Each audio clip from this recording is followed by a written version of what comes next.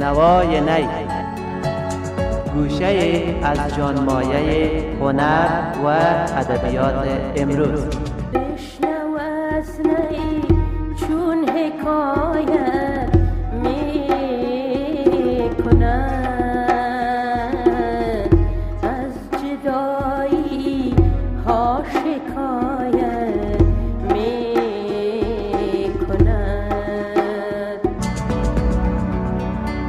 خندای پس رو شندم زل دل دا بدوا، حیای لرخسار شرمی دل دا بدوا و خندم. این راگ آشاوری است. وقتی که من به صفت یک انسان خود احساس کردم، در پالوی خود هنرها را یافتم و در پالوی هنرها زیبایی ها را یافتم که زیبایی ها هیچ وعده از اشتها جدا نمیشه. دیوار بلند و قامت یار بلند، برج مه و محشر سپیدار بلند، عشق من و آشیانه فاخته هاست، این سرو همیشه سبز بسیار بلند. درنو اوریدونکو د خبرونو او رپورټونو له برخې به راشو د ادب ښکلي ګلبڼ ته. د نوای نی د نن ماښام برخه د آزاد شعر تاریخچې او څرنګوالي ته ځانګړې شوې. دا چې آزاد شعر څنګه پښتو ادبیاتو ته لار موندلې، ځانګړنې او توپیر یې له کلاسیک او منظوم شعر سره په څه کې نغښتي، هغه موضوعګانې دي چې د نن ماښام په خپرونه کې به یې واورئ. دغه برخه د عبدالعزیز نایبي په زیار جوړه شوې چې د اورېدو یې بلنه درکوم.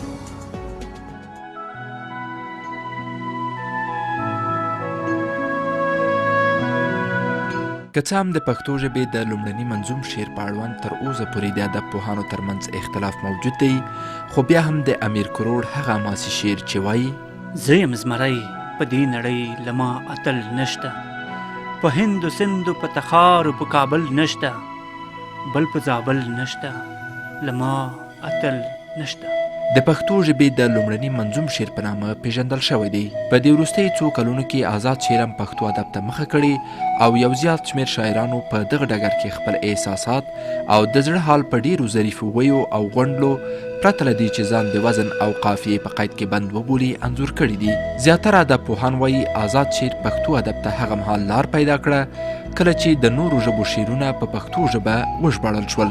ځینې نور بیا په دې باور دي چې آزاد شعر د لویدیځ نړۍ له ادبیاتو څخه په پښتو شعر خپلې وړانګې خورې کړي دي. د پښتو ژبې شاعر پوهان محمد موسی معرفي هم په دې آند دی چې دغه شعر لومړی په نورو هیوادونو کې د خپل شتون غږ اوچت کړی او بیا وروسته یې پښتو ادبیاتو ته لار موندلې ده. زه فکر کوم چې دغه څو دهې تېرې شولې، اوس به یو مبخلې 40 کاله دونه تېر شوي دي چې آزاد شعر راغلی دی. مبخل لومړی دري ته راغی، بیا پښتو ته راغی او دا یو عمومي تمایل و په ادبیاتو کې په نورو هیوادو کې وختي شروع شوی و، منتها موږ ته کې ناوخته راورسېدی. ځوان شاعر عبدالستار سعادت بیا وایي آزاد شعر ډېر پخوا پښتو ادبیاتو ته لار موندلې وه، خو د لنډیو په څېر پرته له دې چې شاعر معلوم وي د کاکړیو نارو په جامه کې ویل شوي دي. سعادت وایي په لومړي سر کې دغه شعر د زیاتو شاعرانو لخوا له مخالفت سره مخامخ شو او آن د شعر نوم یې پرې نه لورېده، خو د وخت په تېرېدو سره آزاد شعر د خلکو په زړونو کې ځای وموند او شاعرانو د آزادو شعرونو په لیکلو لاس وښوراوه. آزاد نظم چې پخوا هم یعنې پښتو په ژبه کې و، خو یو خاص قالب ورته نه و، یعنې نوم پرې نه و ایښودل سوی، کله د کاکړیو نارو په جامه کې او کله په یو بل شکل باندې آزاد نظم و، حتی هایکو شکل هم داسې څه په پښتو ژبې کې و. خو وروسته چې کله د غرب نه وارده سو پښتو ژبې ته ډېرو خلکو مخالفت ورسره کوو. ځینې کسانو داسې ویل چې په شعر کې وزن، قافیه، ردیف، آهنګ دا ډېر مهمه ده او د نثر سره یوازینی فرق همدا ده. نو دته شعر اصلا نه ویل، خو ورو ورو یې په ټولنه کې ځای پیدا کړ، یعنې آزاد نظم دلته قوت هم وموند. بیا دغه نظر تر یو اندازې پورې ضعیفه سو. هغه څوک چې د آزاد نظم طرفدار هغوی به دا داسې استدلال کوه چې آزاد نظم کې شاعر د خپل د زړه خبره، یعنې هغه موضوع چې په مقید نظم کې نه ځایګي کولی شي چې په آزاد نظم کې ځای کړي.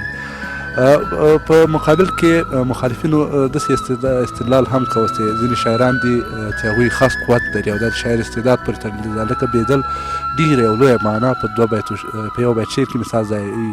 دا د هغه استعداد نه، که چېرې شاعر د خپل استعداد وکاروي نو اړتیا نشته چې آزاد نظم موږ ووایو، ځکه هغه موسیقي کې هم جوړ نه راځي. دا یو قوي نقد په دې باندې. خو وروسته له دې چې دغه شعر یعنې لږ در سابقه دلته پیدا کړله په افغانستان کې آزاد نظم د خپل ځای وموند. هغه دلیل قوت و، د آزاد نظم قوت و. خو دا چې د آزاد شعر ځانګړنې څه دي او له منظوم شعر سره یې توپیر په څه کې نغښتی، ځوان شاعر شفیق الله تنهایی په اړوند داسې وایي: آزاد نظم یا آزاد شعر یا شعر سفید پارسه کې ورته وایي، دا داسې ده چې په دې کې ځانګړتیا له بل شعر سره دا چې دا ده چې قید پکې نشته ده، شاعر پکې سرشاره وي، بیخي مطلب جراره یې پکې هرې خوا ته تللی شي پکې، ځکه په هغه کې د قافیې قید نشته، ردیف نشته ده، او کوم تصویر چې شاعر یا کوم انځور چې هغه جوړوي په خپل ذهن باندې، هغه تخیل مطلب ډېر په ازادانه ډول باندې پکې رانغاړلی شي او پکې راوړي یې. نو بل دا نورو شعرونو کې خو داسې چې غزل هغه کې به د قافیې خیال ساتي، د ردیف به خیال ساتي، تصویر به په مطلب وزن کې به ډېر رول لري، او په آزاد نظمونو کې باید دغه شي کې شاعر بیخي مطلب بریده خو داسې هر څه وکولی شي. پوهان معروفي بیا وایي شعر منظوم وي که آزاد د شاعر د عواطفو او سپېڅلو احساساتو هنداره ده. که چیرې دغه احساسات په خوندوره توګه څرګند او په اوریدونکي باندې خپلې اغیزې پرېباسي، شاعر هدف ته رسېدلی. هغه وایي زموږ شاعران په ټولنه کې د سیاسي، مذهبي او فرهنګي بندیز په زنځیرونو کلک تړل شوي دي چې له همدې کبله د نوښت نړۍ ته د رسېدو لپاره یې لوی خنډونه مخې ته پراته دي. د افغانستان او د شرق په ادبیاتو کې لوی عیب چې زه ګورم هغه دا دی چې پر موږ باندې داسې اجتماعي قیود شته، داسې سیاسي قیود شته، داسې اخلاقي قیود شته چې یو شاعر کاملا مقید دی، ولو که په ظاهره کې د ده چوکاټ د شعر د آزاد شعر چوکاټ دی، د شعر اصلا مقید شعر دی، ډېر کونه‌پیخه زوړ فکر شعر دی، او په ځینې حالاتو کې ممکن د شعر قالب کلاسیک مقید دی، اما افکار نوي پکښې کې. مهمه موضوع دا ده چې په شعر کې څه رقم افکار، څه رقم عواطف او احساسات او څه رقم اړیکې ښکاره شوي دي. که څه هم د آزاد شعر د لیکلو لپاره د منظوم شعر په توګه قوانین نه دي موجود، خو بیا هم په آزاد شعر کې باید د اضافي کلمو له کارونې څخه ډډه وشي او یوازې یوه موضوع د شعر له پیله تر پایه تعقیب او داسې نوي ترکیبونه پکې وکارول شي چې په کلاسیک شعر کې نه وي موجود. د دغه بحث په پای کې د پښتو ژبې پیاوړی لیکوال او شاعر پیر محمد کاروان د یو آزاد شعر اورېدو ته بلنه درکوم. هیله ده چې ادبي تنده مو پرې خړوبه شي.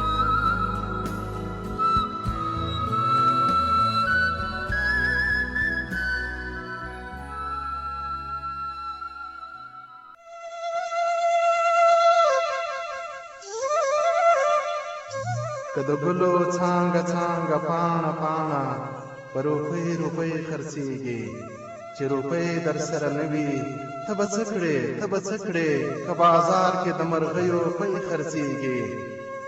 که له غمه وي خوب وړی لکه سیند چې یوسي مړی، د سهار لمونځ د قضا وي په پنجره در ننوتې د ځنګله توره بلبله، په مښوکه کې سندره په وزرو کې ستوري، او په ستورو کې پټه له سپوږمۍ درته رڼا وي. په منګل کې یې راوړی یو تنکی ګل د سوما وي، او د غرونو پر سرونو زیړي لمر وي څرک وهلی. که ستا جیب وي د غربت موږک وهلی، که له ګل نه له غوټۍ نه له ګل پاڼو لپه نشې ډکولی، چې وشیندې د ښکلیو پر سرونو د ښاغلیو پر سرونو، او د دنګو دنګو څلیو پر سرونو. داسې وکړه چې دا غوږ دې را نږدې کړه، لیونی یمه له راز دې خبرومه، د ښاغلیو له انداز دې خبرومه، یوه ښکار ته لکه باز دې خبرومه.